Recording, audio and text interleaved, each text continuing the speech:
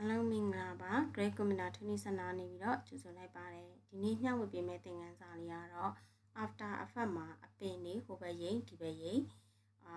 လုံးလို့ရတဲ့ effect ကလေးကိုညဝေပေးသွားချင်ပါတယ်အဲ့တော့ဒီမှာနမူနာကြည့်ပါမယ်ဆိုတော့အခုဒီအပင်ကကြတော့ဓာတ်ပုံပေါ့နော်ဒီအပင်လေးကဟိုဘက်ရိပ်ဒီဘက်ရိပ်ဖြစ်နေတဲ့ effect ကလေးကို After Effect မှာလေ့ကျင့်သွားကြမယ်ပေါ့နော်အဲ့တော့ After Effect ထဲကိုသွားပါမယ်အရင်ဆုံးဒီကနေပြီးတော့ပုံလေးတစ်ပုံယူလိုက်မယ်ဆိုတော့ကိုလိုချင်တဲ့ပုံလေးတစ်ပုံကိုဒီကနေယူလိုက်ကိုပုံလေးတစ်ပုံထည့်လိုက်တယ်ပေါ့နော်ပုံကတော့များသောအားဖြင့်တော့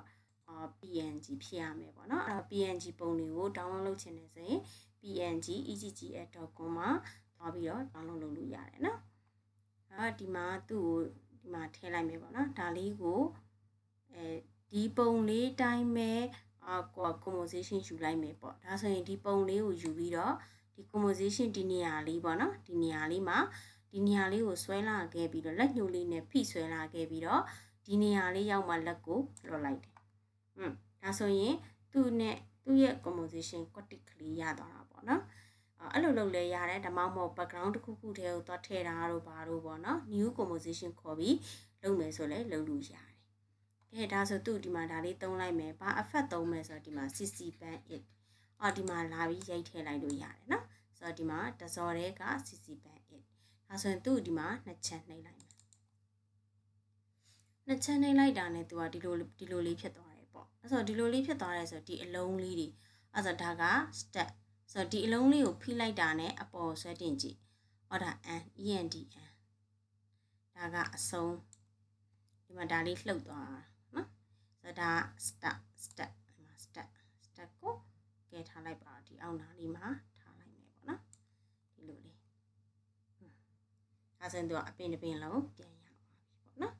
ပြီးသွားပြီဆိုလို့ရှိရင်သူ့ကိုဒီမှာဒီဘန်းမှာပေါ့ဒီနေရာလေးမှာတန်မိုးလေးတွေအရွှေ့တင်မှာတလားတန်မိုးလေးတွေပြောင်းကြည့်လို့ရတယ်ဒါဆိုဒီဘက်မှာတလားအောက်ကိုစိုက်သွားတယ်နော်ညာလေးဒီဘက်ကိုပြန်လာမယ်ဒါဆိုဟိုဘက်ရိပ်ဒီဘက်ရိပ်အဲ့လိုမျိုးလေးလုပ်လို့ရတယ်နော်ကဲဒါဆိုအစမှာတော့သူ့အရင်ဆုံး5လောက်ပဲထားမယ်ကိုကျိတ်တော့ထားလို့ရတယ်ပေါ့နော်ဆိုတော့မိုင်းနဲ့ဒီဘက်ကိုရင်းချင်တာဒီဘက်ကနေဒီဘက်ကိုရင်းချင်တာဆိုတော့မိုင်းနဲ့5လောက်ထားလိုက်မိုင်းနဲ့5ဒါမှမဟုတ်လဲနည်းနည်းလေးလုပ်ချင်သေးတယ်ဆိုမိုင်းနဲ့10ပေါ့ဒီလိုထားလိုက်လေရတယ်ပေါ့ဒါဆိုရင်သူ့ကို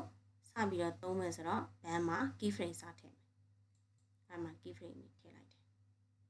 ပြီးသွားပြီဆိုရင်ဘယ်နေရာကိုသွားမလဲပေါ့နော်ထားလိုက်ပါတော့ဒီမှာ1 second လောက်သွားလိုက်မယ်တရားယူလာတာ3 second ယူလာတာပြီးရင်သူ့ကိုဒီမှာအပေါင်း30ပဲထားရမယ်ပေါ့နော်30လို့ထားလိုက်မယ်ဒီလိုလေးချိန်တော့ဒါဆိုရင်ဒီ timeline လေးကိုဒီထိပ်ကိုပြန်သွားခြင်းနဲ့ဆိုရင် keyboard က HUME home ကိုနှိပ်လဲရတယ်ဒီနေရာမှာ0ပြန်ထားလိုက်လဲရတယ်ဒါဆိုတော့ဒီလိုလေးပြန်ဖြစ်သွားတယ်ပေါ့နော်ဒါကသိပ်ပြီးတော့မဟုတ်ဘူးဆို -20 လောက်ထားကြည့်မှာဒါဆိုနည်းနည်းလေးဟိုဘက်ကိုပိုရိမ့်သွားတော့ပါပြီ -10 လောက်ပဲထားညီပါရဟုတ်ပြီပြီးတော့ပြီဆိုလို့ရှိရင်သူ့ကိုဒီနေရာမှာနှိပ်ပြီးတော့ key frame ခေါ်မယ် key frame ခေါ်ခြင်းနဲ့ဆို keyboard က U ကိုနှိပ်လိုက်ရင်ဒီမှာ key frame လေးတွေထွက်လာရင်ဒီအလုံးလေးတွေကို right click နှိပ်ပြီးတော့ EZE လုပ်ပေးလိုက်ပါနော်ဒီမှာ EZE လုပ်ပေးလိုက်မယ်ပြီးရင်တော့ဒီဘန်းရဲ့ဒီ key frame လေးဒီနေရာကဒီမှာလည်းရတယ်ဒီမှာလည်းရတယ်အတူတူပဲအဲ့တော့ keyboard ကနေတော့ alter လေးကိုဖိပြီးတော့ဒီအလုံးလေးကိုတစ်ချက်နှိပ်လိုက်တယ်ပေါ့နော်ဒီအလုံးနှိပ်လည်းရတယ်ဒီမှာနှိပ်လည်းရတယ်เนาะအတူတူပဲအဲ့ဒါဒီမှာနှိပ်လိုက်တယ်ဘာလို့ရေးမလဲဆိုတော့သူ့ကိုဒီ3 second ထိကိုဟိုဘက်ရိမ့်လိုက်ဒီဘက်ရိမ့်လိုက်လူချင်းလို့အဲဒါကြောင့် LOO လူအောက်လို့ခေါ်တယ်အဲ့ဒါဒီမှာလူအောက်ကလေးကိုယူလိုက်ပါမယ်ဒါလေးကိုဒီမှာနှစ်ချက်ကလေးနှိပ်လိုက်ပြီးရင်အလဲမှာဟိုဘက်ရိမ့်လိုက်ဒီဘက်ရိမ့်လိုက်လို့ခြင်းတဲ့အတွက်ဒီအောက်ကဟာလေးကိုယူလိုက်အပြင်ပေါ့နော်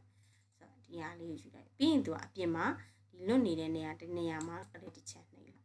ဒါဆိုရင်ရပါပြီကလေးကြည့်ပါအဲ့တော့ထုံးစံအတိုင်းဒီအစိမ်းလိုင်းလေးပြီးသွားတဲ့အထိကို